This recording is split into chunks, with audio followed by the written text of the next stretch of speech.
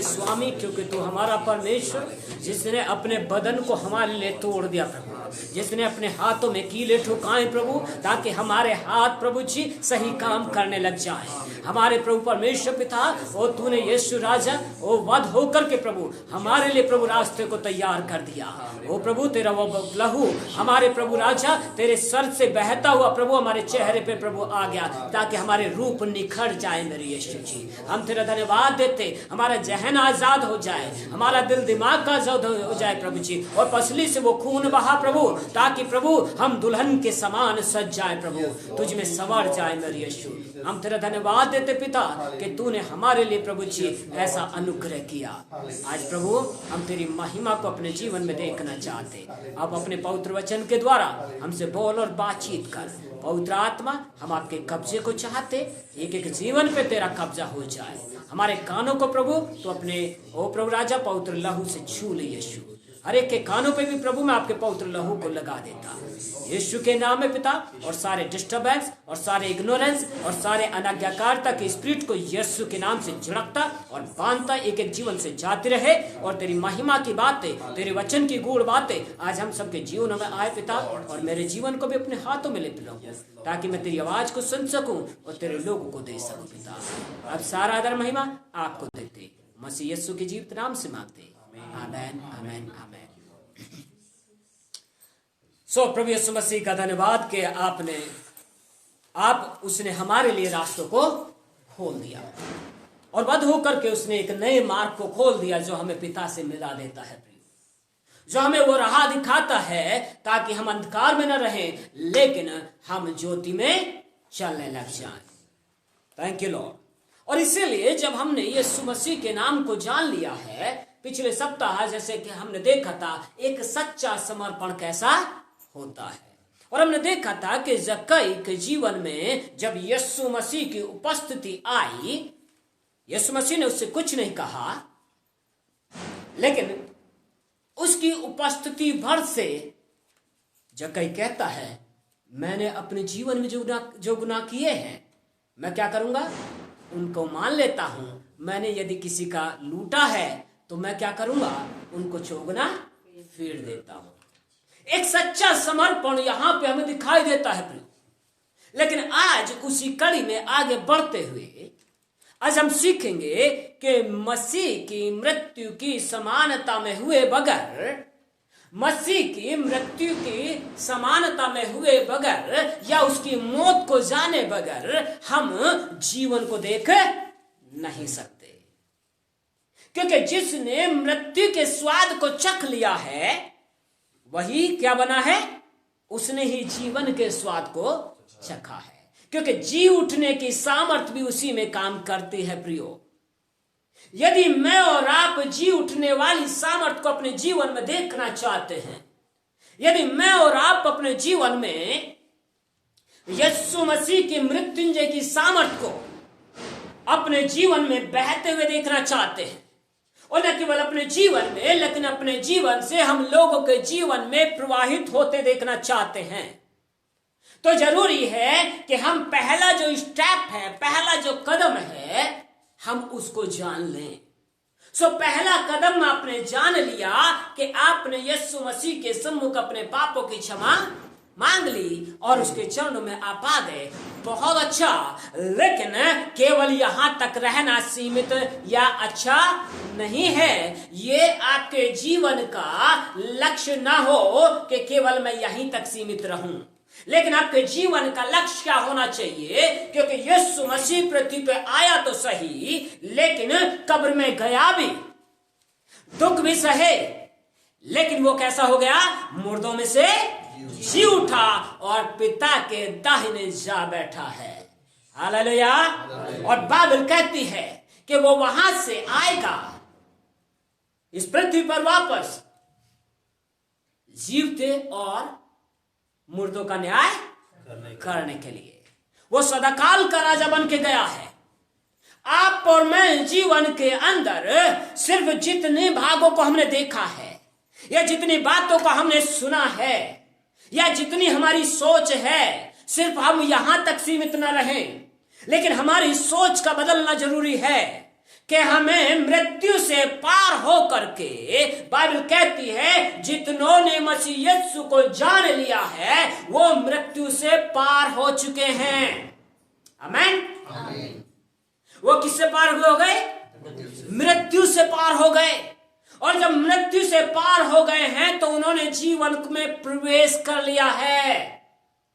और जब मैं और आप जीवन में प्रवेश करने लग गए हैं तो अब आपको अपनी सोच को पहले बदलना पड़ेगा, क्योंकि यीशु मसीह अचानक से मृत्यु को नहीं सहे, लेकिन उसने अपने आप को क्या किया, पहले तैयार किया उस दर्द को सहने के लिए।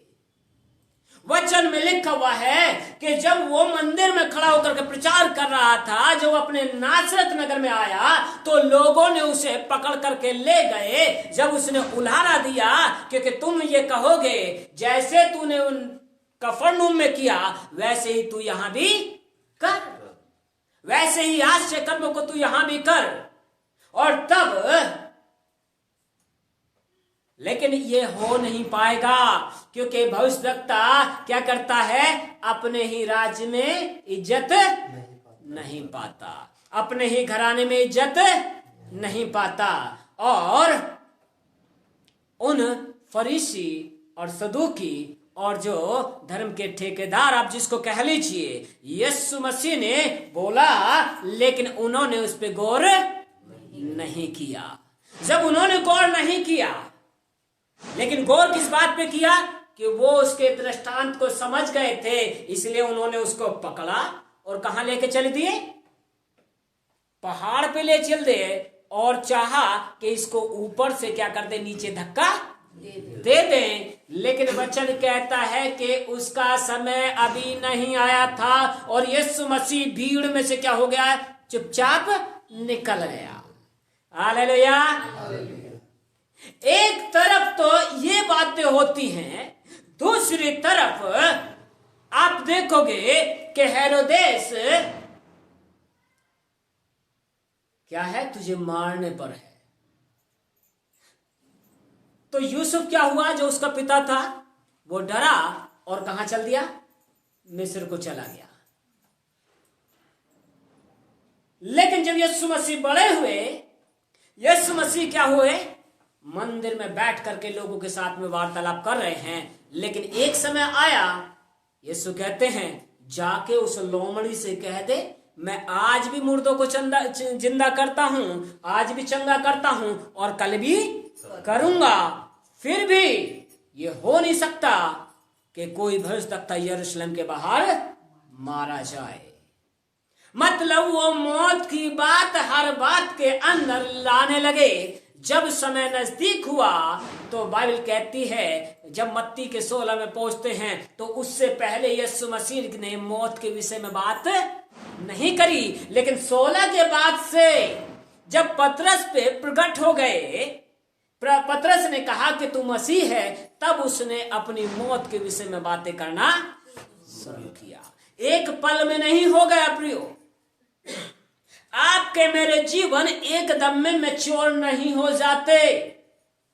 एक ही पल में हम इतने परिपक्व नहीं हो जाते कि हम जो है अपने जीवन को इतने उत्साही या इतने अपने आप में दृढ़ हो जाएं कि अब कैसी भी परिस्थिति क्यों ना आए, लेकिन मैं यीशु से पीछे हटूंगा नहीं।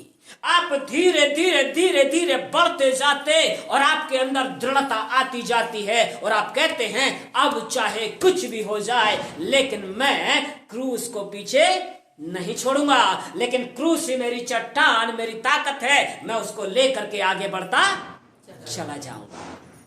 अब जो हो सो हो, लेकिन मैं क्रूस से हटने वाला नहीं हूं।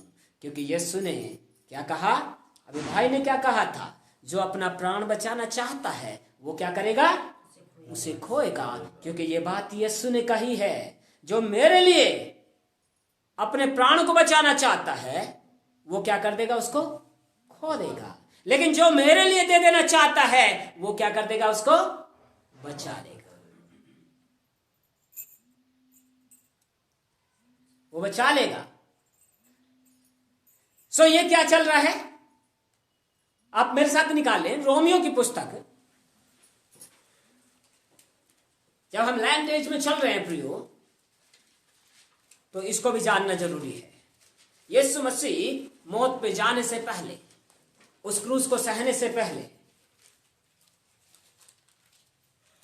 अपने मन को तैयार करते हैं। 6वां अध्याय और उसके 5वें पद को देखिए, मैं आपके सामने पढ़ रहा हूं। जिसके पास बाइबल है वो निकाल लीजिए। रोमियो की पुस्तक 6वां अध्याय और उसके 5 पद को।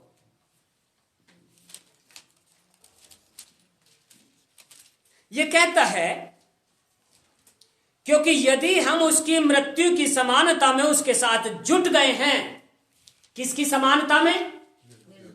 यीशु की मृत्यु की समानता में यदि हम जुट गए हैं, तो आगे कहता है, तो निश्चय उसके जी उठने की समानता में भी जी उठेंगे। हालेलुया।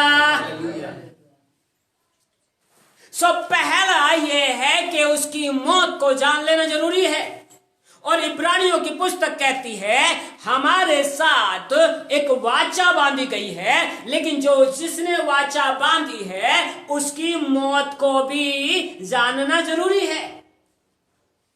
क्योंकि जो वाचा बांधी जाती है बिना मौत के नहीं बांधी जाती। इसलिए परमेश्वर पिता ने आपके साथ जब वाचा बांधी, आपके साथ जब प्रॉमिस कर लिया, आपके साथ जब एक गठजोड़ हुआ वो, तो उसने क्या किया? अपने इकलौते पुत्र को आपके लिए दे दिया। और जो दे दिया गया, इसलिए रोमियो इसमें इब्रानियों 9:16 कहता है वाचा बांधने वाले की मृत्यु को जानना भी जरूरी है, क्योंकि कोई भी वाचा बिना मौत के पक्की नहीं होती। जब तक वो सामने है उस वाचा का, उस प्रॉमिस का कोई महत्व नहीं है, क्योंकि वो खुद सामने है। लेकिन जब वो मर जाता है उसके बाद भी वाचा बनी रहे, ये तब पक्की ठहरती है। उसने प्रॉमिस किया था जो आज भी बना हुआ है। इसलिए यीशु की मौत को जानना जरूरी है। जी उठने की सामर्थ मौजूद है, पर जी उठने की सामर्थ से पहले क्या है? उसकी मौत को जानना जरूरी है। So how much we understand about Christ death, हम कितना समझ पाते हैं यीशु की मौत के विषय में? हम कितना जो है इससे पहले कि हम जीवन को समझ जाएं, इससे पहले कि हम उसके बारे में समझ जाएं, हम कितना उसकी मौत के बारे में समझ पाते हैं? लेकिन यही यदि नहीं तो हमें पहले क्या है? उसकी मौत को समझ लेना जरूरी है, क्योंकि बिना उसकी मौत को जाने या किसी भी व्यक्ति को जाने हम उसके समान नहीं हो सकते। परमेश्वर पिता ने आपको क्या बनाया है? पुत्र और पुत्रिया ठहराया है। और यीशु मसीह कौन है? पुत्र है। और वो कैसा है? पहलौठा है। सो उसकी समानता में होने के लिए जरूरी है कि हम उसको जान जाएं।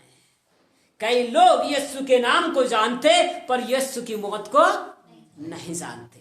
यीशु की मौत को भी जान गए पर उसके चाल चलन, उसके व्यवहार, उसके स्वभाव को नहीं जानते। आज मैं आपसे जो बात करने जा रहा हूं, इससे पहले कि हम उसकी मौत की समानता में जुटे, ये समानता जो है उसके समान होने के लिए जरूरी है उसको जानना। अगर बच्चा अपने पिता के समान होना चाहता है तो जरूरी है बच्चे को कि वो माँ और बाप को पहले अच्छे से जाने, उनके व्यवहार को समझे, उनके चाल चलन को समझे। और अगर वो उसको नहीं समझ रहा तो उनके समान वो बन नहीं सकता। इसलिए जरूरी है कि जब यीशु की मौत में हमें एक समान होना है, यीशु के समान बनना है, तो यीशु की मौत को भी जानना है और यीशु के जी उठने की सामर्थ को भी जानना है और यीशु के समान महिमा तक भी पहुंचना है, जहां पे स्वयं सर्वशक्तिमान परमेश्वर मौजूद है। अब यहां यह कहता है कि उसकी मौत की समानता में जुटना जरूरी है। सो एक चीज जो मैं आपको आज बताना मांगता हूं, पौलुस जो यीशु मसीह का चेला कहा जाता है, गलातियों 2:20 में वो कहता है मैं मसीह के साथ क्रूस पर चढ़ाया गया हूं। पर इससे पहले कि वो इस बात पे पहुंच जाए या इस नतीजे पे पहुंच जाए कि मैं यीशु मसीह के साथ क्रूस पर चढ़ाया गया, और हर एक जो यीशु के नाम पे विश्वास करते हैं उनको भी अपने जीवन में पूरे सिंबॉलिक तरीके से, वैसे नहीं कि हाँ पूरे वास्तविक तौर में, लेकिन अपने अंदरूनी तरीके से, अपने स्वभाव में यीशु के क्रूस पे अपने आप को चढ़ाना जरूरी है। पर वो कैसे? हम शरीर में नहीं चढ़ा रहे, लेकिन हम किस में चढ़ा रहे? अपनी सोच में। वो कैसे? पौलुस कहता है कि मैं मसीह के साथ क्रूस पर क्या कराया गया हूं? चढ़ाया गया हूं। सो अब मैं जिंदा न रहा, लेकिन कौन जिंदा है? मसीह मुझ में जिंदा है। सो वो अपनी सोच में मर चुका था। प्रियो, पौलुस जो धर्म विज्ञान का ज्ञाता था, बहुत सारे धर्म शास्त्रों का ज्ञाता था, उस समान पृथ्वी पे उस समय पे जो है लोग बहुत ही कम थे। आज भी बहुत कम हैं, एक आधा कोई होगा जिस टाइप का वो बंदा था, उसको सारे धर्म शास्त्रों का ज्ञान था। और न केवल ज्ञान था, लेकिन पैसे में, बिजनेस में, हर चीज में वो एक सुप्रीम था। और जब दमिश्क को जा रहा था, किसको करने के लिए? क्योंकि वो सोचता था जो मसीह लोग कर रहे हैं वो ये गलत कर रहे हैं और ये परमेश्वर के खिलाफ है, इसलिए क्या करने लगा, वो उनको पकड़ता, उनकी स्त्रियों को पकड़ता, उनके बच्चों को पकड़ता, मारता, कूटता और उनको जेलों में बंद कर देता था। ये वो पौलुस था जो बाद में पौल बना, लेकिन उससे पहले साउल था। इसकी सोच ये थी। लेकिन जब दमिश्क के रास्ते पे जा रहा था, वहां के राजा से चिट्ठी मिलती थी सीधे उसको, मतलब बीच में और किसी की जरूरत भी नहीं होती थी। इतना अथॉरिटी वाला व्यक्ति था, इतना जबरदस्त अधिकार वाला था। लेकिन पौलुस जो है, उस समय पे यीशु मसीह ने उसको दर्शन दिया और वो 3 दिन तक कैसा रहा, अंधा रहा। और शब्द तो सब सुनते थे पर दिखाई कुछ भी नहीं देता था। पर जब ये घोड़े पे सवार था तो इसने उस रोशनी को देखा। जब आवाज आई और उससे कहा, हे साउल तू मुझे क्यों सताता है। और साउल कहता है, हे प्रभु तू कौन है जिसे मैं सताता हूं, कि मैं यीशु नासरी हूं जिसे तू सताता है। यीशु मसीह तो स्वर्गारोहण हो चुके थे, लेकिन किसको सता रहा था ये, यीशु मसीह के चेलों को। और तब इसके 3 दिन 3 रात ये कैसा रहा, अंधा रहा, ये कुछ देख ना सका। लेकिन तब परमेश्वर ने इससे कहा, पर अब उठ, तुझे मेरे लिए दुख उठाने पड़ेंगे, क्योंकि मैंने तुझे अन्य जाति लोगों के बीच के लिए गवाह होने के लिए ठहराया है। सो अब से तू क्या करेगा, मेरा गवाह बनेगा। और वो जगह से ये साउल से पौलुस बन गया। और यहां से इसने देखा, दर्शन में आंखें बांधी हैं, लेकिन इसने देखा कि हनन्याह नाम का एक व्यक्ति आता है। पर जब हनन्याह को परमेश्वर ने कहा, इस गली में जा, वहां पे इस आदमी को पूछ ले, और यहां इसके घर में क्या बैठा हुआ है, तारसी साउल है, जो क्या है, जिसको मैंने अपने लिए चुन लिया है। वो अंधा है, और जाके क्या कर, उसके आंखों पे अपने हाथ रख, तो वो क्या करेगा, देखने लगेगा। लेकिन हनन्याह क्या कहता है, हे प्रभु तू मुझे कहां भेज रहा है, क्योंकि मैंने सुना है कि वो तो यहाँ पे भी जो है मारने कूटने के लिए आया है। लोगों को, जो तेरे लोग कहलाते हैं, उनको पकड़ के कि ना तू जा, उसको मैंने चुन लिया है। और तब हनन्याह रात के अंधेरे में वहां पहुंचता है, और ढूंढते ढूंढते उस गली में जब पहुंचा तो साउल ने देखा कि कोई अंदर आया है, और उसने मेरे सर पे हाथ रखे, और जैसे रखे मेरी आंखों से क्या है, छिलके से गिर गए, और मैं देखने लगा। अभी हनन्याह पहुंचा नहीं है, लेकिन इसको दिखाई दे रहा है अंदर आत्मा में जो है। और इसके बाद क्या हुआ, इसके बाद हनन्याह पहुंचा वहां पे, और हनन्याह ने जैसे ही हाथ रखे और कहा, हे भाई साउल, परमेश्वर यहोवा यूं कहता है ना, तो देखने लग। जैसे ही हाथ रखे उसकी आंखों से छिलके से गिरे, और उसका अंधापन चला गया। और यहां से तब उसने खाया पिया, 3 दिन तक खाया पिया भी नहीं था, तब बल प्राप्त किया। और ये पौलुस अब कहता है, अब मैं जिंदा ना रहा, लेकिन मैं कैसे रहा, मसीह के साथ क्रूस पर चढ़ाया गया, क्योंकि इसने अपनी पुरानी सोच को मार दिया था। प्रियो, इसने अब नई सोच, नया जीवन को ले लिया था। और अब लेने के द्वारा तभी बाइबल के अंदर अगर सबसे ज्यादा किसी की पत्रियां मिलती हैं तो इसी पौलुस की मिलती हैं। और जिनके भेदों को समझना अच्छे के व्यवस्थित की नहीं है, अच्छे लोग भी नहीं समझ पाते। यहां तक कि पतरस कहता है, हमारे भाई पौलुस ने जो लिखा है उसकी बातों को लोग तोड़ मरोड़ के पेश करते हैं, पर उनको समझना हर एक के बस की बात नहीं है। वो कहता है हमारे भी समझ में कई बार नहीं आती है, वो इतने गहरे भेदों को प्रकट करता है। यीशु मसीह की उपस्थिति भर से इस साउल का ट्रांसफॉर्मेशन हो गया, परिवर्तन हो गया। कैसे? पौलुस में।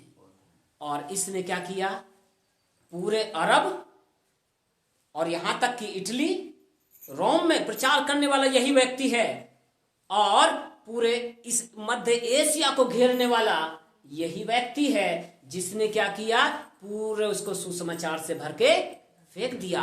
और जिधर चलता था मुर्दा जिंदा हो जाते थे। यहां तक कि इसका वचन सुनते सुनते एक व्यक्ति जो ऊपर था, उपरोटी कोठरी पे, मतलब 2 मंजिले पे था, और वो बैठे बैठे उसको नींद आ गई, क्योंकि पूरी रात निकल चुकी है। और बैठे बैठे क्या हो गया, उसको झपकी लगी और वो नीचे गिर गया। भाई लोग उसको उठा के लेके आए, पौलुस उसमें पसर गया, उसको गले लगाया और उसके अंदर परमेश्वर की आत्मा वापस आ गई और वो जिंदा हो गया।